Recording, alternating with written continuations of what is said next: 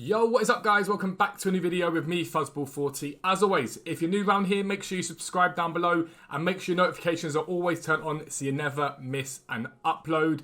We're in the hype now for FIFA 22 and my goal, my aspiration is to keep bringing out videos that are going to help you guys in the build up to 22 to plan and to get ready basically to hit the ground running so you can compete early game. A lot of awesome stuff that's been sort of released so far this year in terms of what it is. I'm loving the revamp of Division Rivals. I'm loving the revamp of Foot Champs, the Elite Division, stuff like that. I think it's looking very good. But obviously I reserve judgment until the game is fully out. But I want you guys to have the best possible opportunity to do well early on the game. So that is what all these videos are about. And with that in mind, we're talking about the EA Early Access and the dates that you guys need to know about for FIFA 22. But also what you should be doing in those periods when you have the game and what you can do. I also want to go over a few things where people haven't really, I think, explained the early access process as good as they probably should have done, but we'll go over that in detail and then we'll go over how you should use the time of the game. So first thing to note is the basic release dates for FIFA. The 1st of October is your general release date for FIFA 22. And if you have the Ultimate Edition, you can get on it 4 days early on the 27th of September. Now, if you don't know this already, basically every year there's basically what we call an EA trial. It's a trial of the game. It basically, in my opinion, is when the game drops. It's not the full release, but it's when the game drops. And that is the 22nd of September, so that's 15 days from now when I'm recording this video. And it's a really important period. That early access, if you can get on that at that period, it's very, very important. You need to have an EA Play membership. You can buy it for 1 month for £3.99. Just make sure you cancel it straight away so it doesn't charge you for a second month. But you get 10 hours with that. You get 10 hours. However, this year you're also able to get another 10 hours if you basically own the old gen console and the next gen console. You get a thing called dual entitlement. And I will show you this now so you can see it on the computer. But dual entitlement, let's agree to this. Basically, when FIFA 22 drops, if you have a copy on Xbox One or PlayStation 4, you can upgrade your copy to PlayStation 5 or Xbox Series X or S, okay? So you can upgrade them. Apologies if I'm stuttering a little bit today, but my the Wilsons I've got is causing me problems a little bit, but I'll persevere. But basically, it means you can upgrade. But the thing that no one is saying clearly, and it's not on point, is you have to have the Ultimate Edition for it. For you to be able to get the 20 hours, you need to have the Ultimate Edition.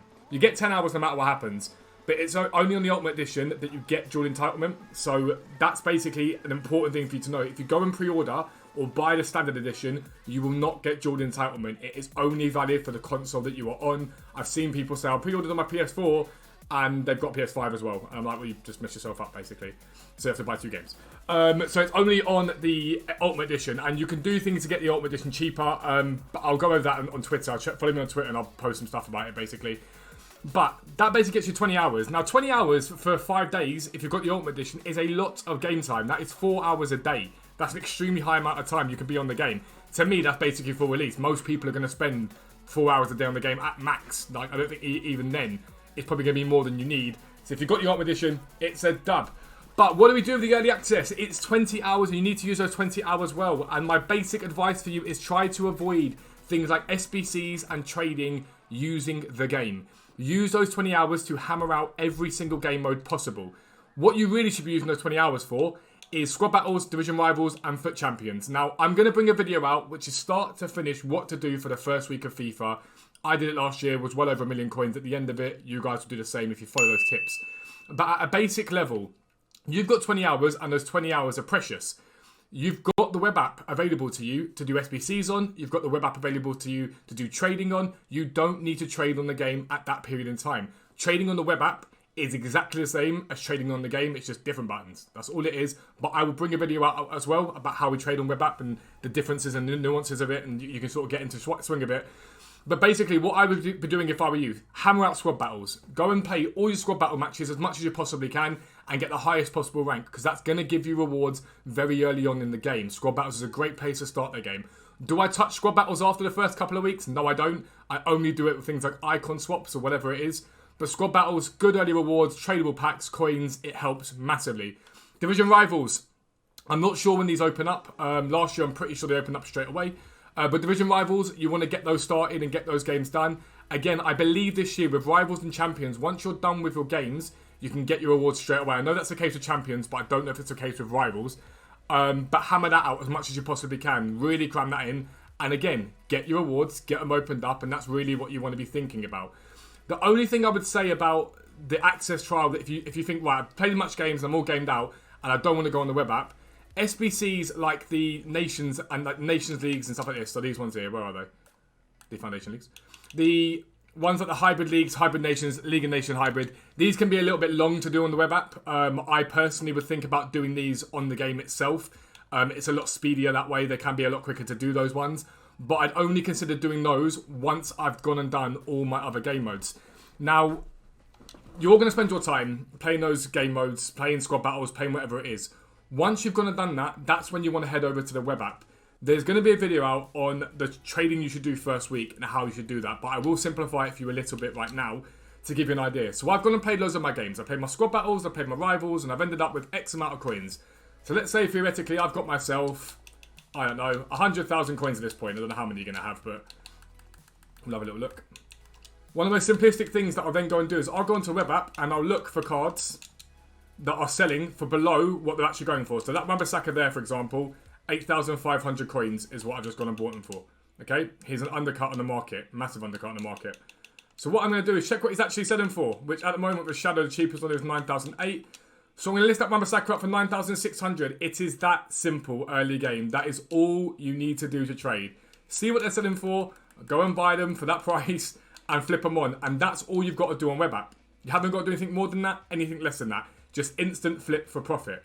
And this is why I'm saying to you, you don't need to do that on the game, because that can be spent on the web app. If you do this on the game, you're wasting time, because you can go and play other game modes like friendlies or whatever it is you want to do to get better at the game in that period, rather than using that game mode. Now, I don't know about Division Rivals in terms of when the rewards are claimable completely, but I believe they're claimable immediately. As soon as you finish all your games or whatever it is you do each week, you can claim your rewards when you want to claim them. I could well be wrong on that. But at a basic level, it doesn't really matter. Simplistically because of the fact that you've got, I don't know, say you played 50 games in that time. If you average out about 500 coins a game, that's something in the region of, what, 25,000 coins I think you've made from that game? 50, 500, well, no, I'm right.